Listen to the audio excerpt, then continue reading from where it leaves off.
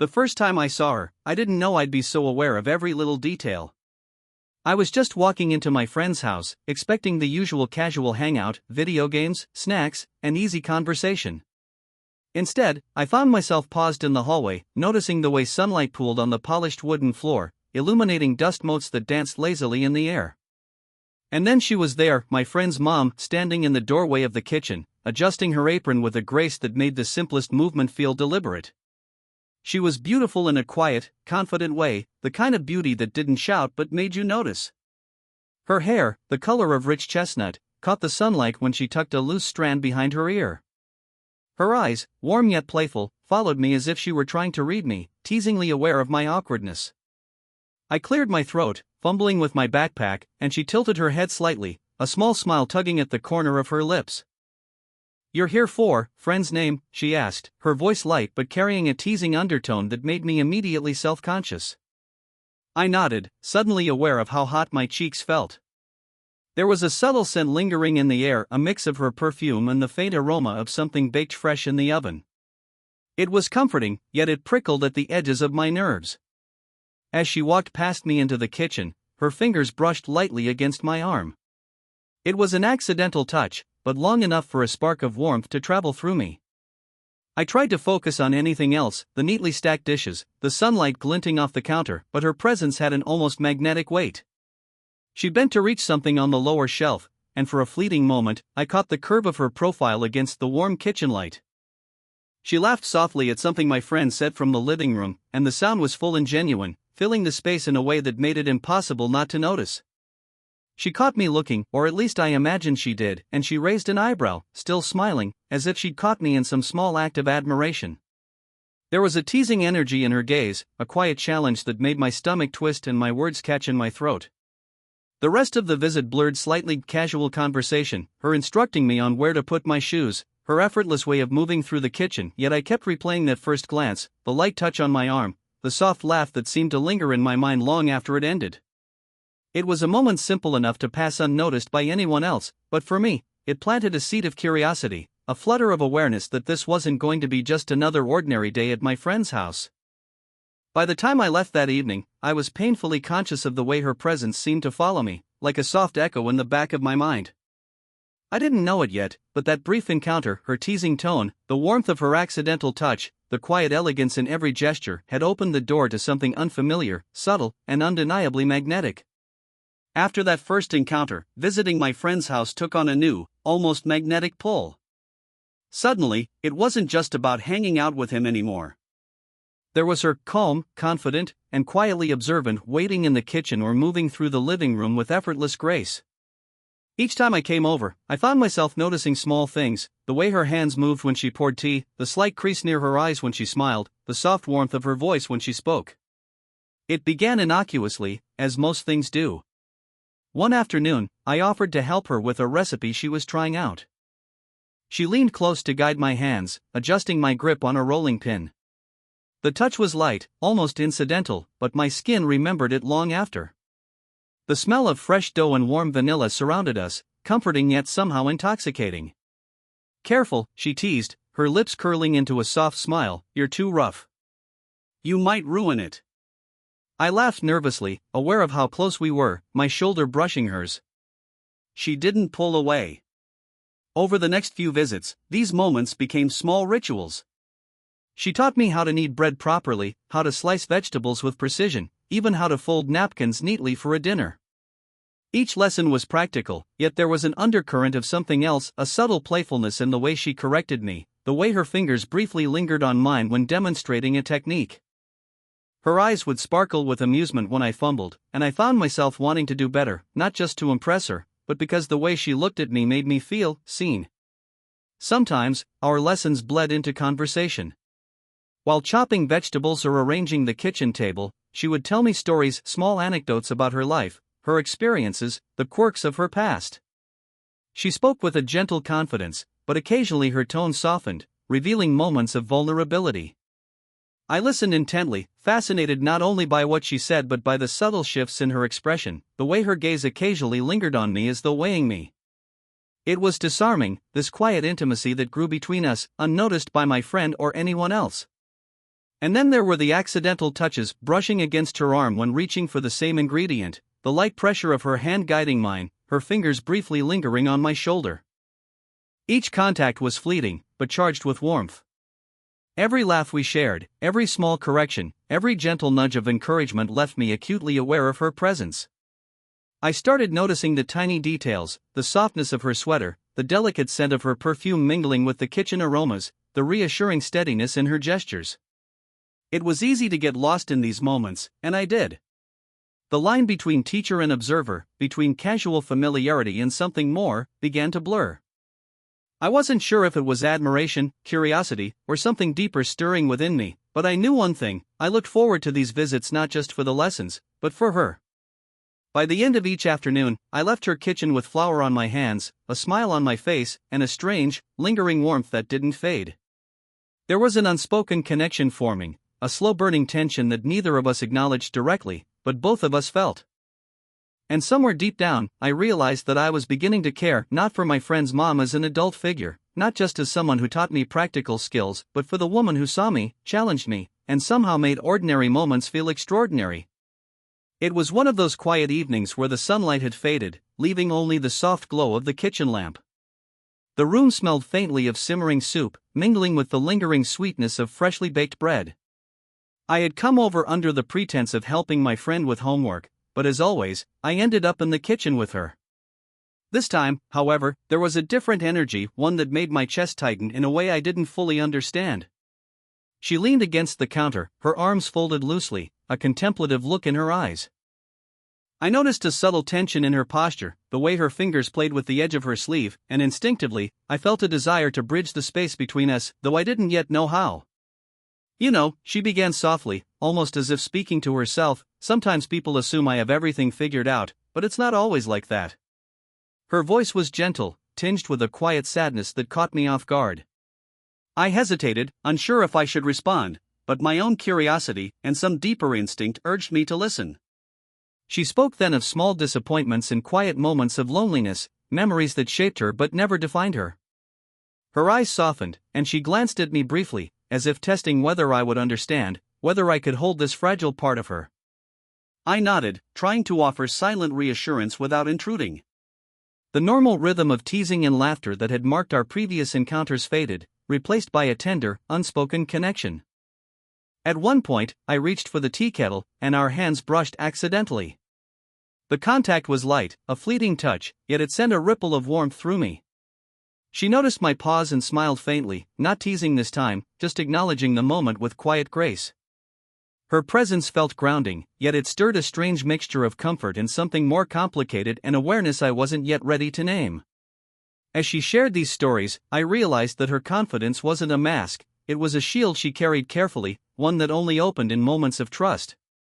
Listening to her, I felt a new layer of intimacy forming, a bond built not on playful lessons or accidental touches, but on vulnerability and shared attention. I felt honored and, in a way, terrified by the trust she extended to me, a young man still navigating the edges of his own emotions. Our knees brushed under the table while she leaned to reach for a spice jar, a subtle, grounding connection. I was acutely aware of the warmth radiating from her, the soft cadence of her voice, and the way the light played across her features, highlighting the small lines that spoke of experience and quiet resilience. Each detail deepened the complexity of my feelings, layering admiration, affection, and something unspoken that hovered just beneath the surface. By the time I left that evening, the kitchen felt emptier than before, and yet the memory of her presence lingered, a warmth that settled in my chest. I knew, somehow, that this was different from before. It wasn't just curiosity or playful tension anymore, there was an emotional thread binding us, fragile but undeniable. And I realized, with a mixture of excitement and hesitation, that I wanted to be trusted by her again, to see more of the person beneath the confident smile, and to be part of the quiet moments that no one else witnessed. The following weeks were a strange blend of anticipation and restraint. Every time I went over to my friend's house, I found myself noticing her in ways I hadn't before: the graceful tilt of her head when she listened, the subtle warmth in her voice, the quiet way she moved through the space as if she owned it without needing to prove it. Yet alongside this fascination, a weight of hesitation pressed on me, heavy and constant. I couldn't ignore the fact that she was my friend's mother. The thought alone made my stomach twist with guilt, and I found myself analyzing every interaction, every glance, every accidental touch. Was I imagining the subtle sparks, or was there really something more in her warm smile? The tension built silently, a tightrope between curiosity and propriety, and each time we were together, I felt the challenge of balancing admiration with respect. She noticed, of course I could tell. Not openly, not with teasing words, but in the way her eyes lingered on mine a little longer than necessary, in the gentle guidance of my hands while we cooked, or the way she would lightly brush my shoulder when correcting my posture.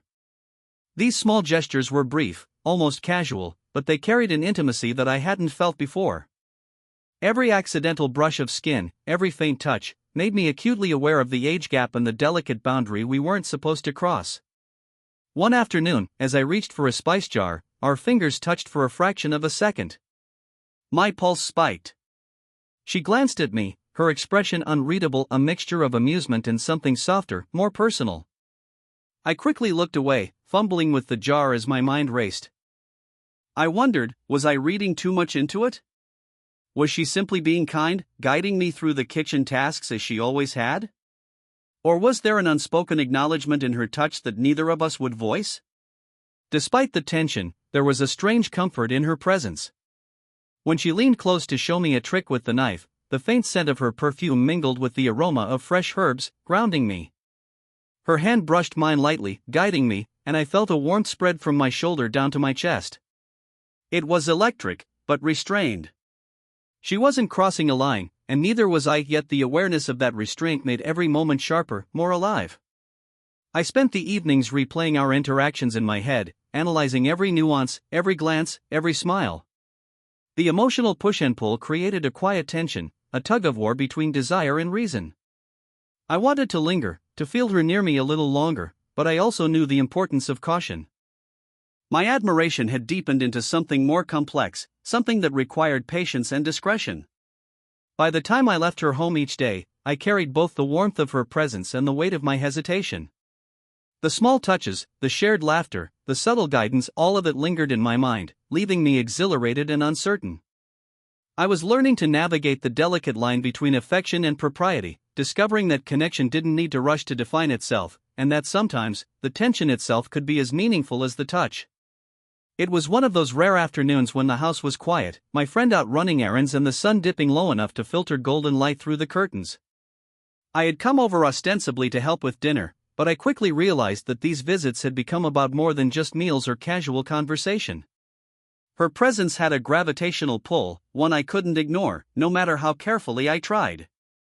She moved around the kitchen with her usual effortless grace, chopping vegetables and humming softly, a tune that seemed to wrap itself around the stillness in the room. I watched her, noticing the slight curve of her smile as she worked, the way her sleeves rolled up to reveal toned forearms, and the faint, natural scent of her perfume that mixed with the aroma of fresh herbs. Even the simple act of her brushing a strand of hair behind her ear felt intimate, almost mesmerizing. "Careful with that knife," she said, leaning closer to guide my hand. Her fingers grazed mine, light and fleeting, but my chest tightened at the contact. The moment felt suspended in time, as if the world had narrowed to just the space between us, where every glance and gesture carried weight. She didn't pull back immediately, letting our hands hover together for a fraction longer than necessary, her touch deliberate but gentle. I laughed nervously, trying to mask the awareness building inside me, but she caught my eye and tilted her head slightly, a small, knowing smile playing at her lips. It wasn't teasing this time, it was softer, warmer, like an acknowledgement of something unspoken between us. For a fleeting moment, I felt seen in a way that went beyond admiration or curiosity. It was a recognition of my hesitation, my awareness of boundaries, and my growing feelings for her. We continued cooking, side by side, but the energy had shifted. There were small, lingering touches, our shoulders brushing as we reached for the same pot, her hand briefly resting on my back as she guided me toward the counter, the warmth of her presence drawing me in even as my mind reminded me of the social rules I shouldn't break. Each accidental connection was charged, each shared laugh a subtle affirmation that we were comfortable with one another in a way that felt personal, rare, and significant. Later, as we plated the meal, she leaned in close to adjust the arrangement, and the soft brush of her hand against mine lingered longer than necessary. My pulse raced, not from fear or recklessness, but from the intensity of proximity, the quiet intimacy of shared space and shared tasks. There was no need for words, the silence between us was full, a gentle acknowledgement of attention neither of us dared name aloud. When I finally left that evening, I walked away with the memory of her warmth, the soft light on her face, and the subtle thrill of connection tucked deep inside me. The tension hadn't broken, it had deepened. It wasn't about crossing lines or seizing the moment, it was about presence, about closeness, and about the quiet thrill of being near someone who understood, without judgment, the complexity of the feelings forming between us. For the first time, I realized that these ordinary tasks, chopping vegetables, plating meals, adjusting napkins, had become extraordinary simply because of her. And I knew I wanted more of these moments, where silence, touch, and glances could speak louder than any words ever could. The evening air was cool, carrying the faint scent of autumn leaves through the slightly open kitchen window. The house was quiet, the only sounds the occasional hum of the refrigerator and the soft ticking of a clock on the wall. I had come over again under the pretense of helping clean up after dinner, but there was an energy I couldn't ignore, a tension that had been building over weeks, subtle and persistent, waiting for its moment. She was leaning against the counter, arms crossed loosely, watching me stack dishes with a calm attentiveness that made my heart race without reason. I wanted to say something, anything, to bridge the space that had been growing between our silent glances and light touches. But the words felt heavy, dangerous even, weighed down by social boundaries and the knowledge that she was my friend's mother. Finally, I set the last dish down and met her gaze. The light from the lamp above reflected softly in her eyes, warm and knowing. She tilted her head slightly, a small, encouraging smile tugging at her lips, as if she sensed what I was struggling to express. The air between us was thick with unspoken words, and for the first time, I allowed myself to step closer, not recklessly, but with intention. I enjoy being here, I began, my voice quieter than I expected. With you. I mean, not just for the cooking or the lessons. I like spending time with you. The words felt awkward leaving my mouth, but the truth was unshakable. My chest felt tight with anticipation and fear of overstepping, fear of rejection, fear of misreading her intentions. She didn't respond immediately, simply watched me with those steady, observant eyes. Then she moved slightly closer, her hand brushing my forearm lightly, the touch deliberate and grounding. I enjoy it too, she said softly, her voice warm and sincere. I like your company, and I'm flattered, of course. But we both know there are complexities here. There was no teasing, no playful glint, just honesty. Her acknowledgement of both our connection and its boundaries made my heart ache and swell at the same time. We stood there, side by side, close enough that I could feel the subtle warmth radiating from her, yet careful not to cross the invisible line. It was a delicate dance of emotional honesty, a moment suspended between desire and respect. I realized then that what mattered most wasn't forcing anything, but sharing this truth, that our connection, fragile, unusual, and intense, was real, mutual, and meaningful. Her hand lingered on my arm a fraction longer than necessary, a gentle reassurance that our bond was acknowledged without needing to be named in full. We can't rush this, she whispered, but it doesn't mean it isn't real. And in that moment, I understood the emotional intimacy we shared, the playful touches, the lingering glances, the quiet afternoons, they all mattered. They had created something rare and profound, even if it existed in a space where words could only hint at its depth. When I left that night, the air outside felt sharper, cooler, but inside me was a warmth that lingered long after the door closed. The confession hadn't dissolved the tension, it had transformed it. What had been silent curiosity and hesitant admiration had become a mutual recognition, an understanding of feelings that couldn't be fully acted upon yet didn't need to be. For the first time, I felt the thrill and the comfort of being truly seen by someone extraordinary. The next few weeks passed in a delicate rhythm. Our interactions settled into a new pattern, one infused with understanding and quiet acknowledgement of what had been confessed. We no longer needed words to define the connection, it was woven into the small gestures, the fleeting touches, and the shared moments of everyday life. Every visit carried a subtle warmth, a closeness that was both exhilarating and grounding. One afternoon, I arrived to find her sitting in the living room with a cup of tea, the sunlight casting a soft halo around her hair. She looked up and smiled as I entered, that same gentle, knowing smile that had first caught me off guard weeks ago. It was neither teasing nor provocative, simply a quiet welcome that made me feel at home in her presence. We moved into the kitchen to prepare a simple snack together, our shoulders brushing lightly as we worked side by side. There was laughter, easy and natural, and a few brief, meaningful touches, her hand resting lightly on my arm as she handed me a plate, the warmth of her palm lingering just long enough to remind me of the bond we had nurtured. It was comforting, reassuring, and profoundly tender. At one point, she paused and looked at me with an expression that was both affectionate and reflective. "You've grown so much," she said softly. "Not just in the kitchen, but in how you see the world, how you understand people. I'm glad I've been able to share some of that with you." Her words carried weight, not just for the lessons themselves, but for the emotional intimacy we had built together.